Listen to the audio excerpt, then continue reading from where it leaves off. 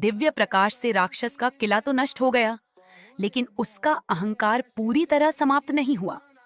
बाढ़ और विनाश के बाद भी उसकी चेतना एक काले धुएं के रूप में बच निकलती है।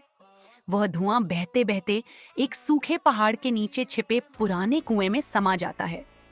वर्षों तक वह वहीं पड़ा रहता है, लोगों की लालच भरी इच्छाओं को सुनता हुआ और धीरे धीरे उन्हीं इच्छाओं से शक्ति इकट्ठा करता है। एक दिन कुछ व्यापारी उस कुएं के पास रुकते हैं।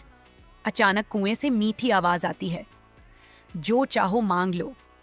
लोग चकित हो जाते हैं। कुएं का पानी बाहर से साधारण दिखता है, लेकिन उसमें सोना चांदी की झलक दिखने लगती है। लोग बिना सोचे समझे उस पानी को निकालने लगते हैं।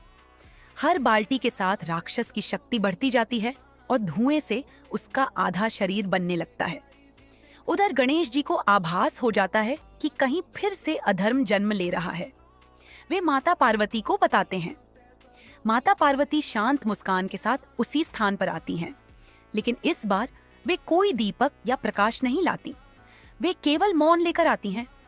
जैसे ही वे कुएं के पास बैठती हैं, वो मीठी आवाज बंद हो जाती है। राक्षस प्रकट होकर क्रोध में चिल्लाता है कि लोग स्वयं लालच से उसे शक्ति दे रहे हैं। माता पार्वती आंखें खोलती हैं और कहती हैं, अधर्म बाहर से नहीं, भीतर से जन्म लेता है। उसी क्षण गणेश जी अपने दंड से कुएं की जमीन पर हल्का सा स्पर्श करते हैं। कुएं का पानी अचानक साफ हो जाता है और उसमें लोगों को अपना ही प्रतिबिंब दिखाई देता है, लालच से भरा हुआ।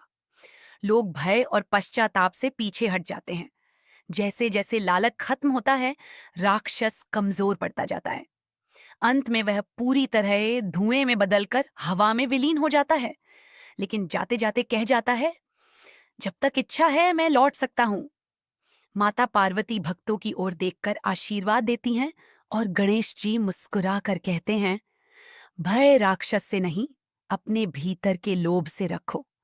कहानी यहीं समाप्त नहीं होती, क्योंकि अगली बार राक्षस बाहर नहीं, किसी इंसान के मन में जन्म ले सकता है।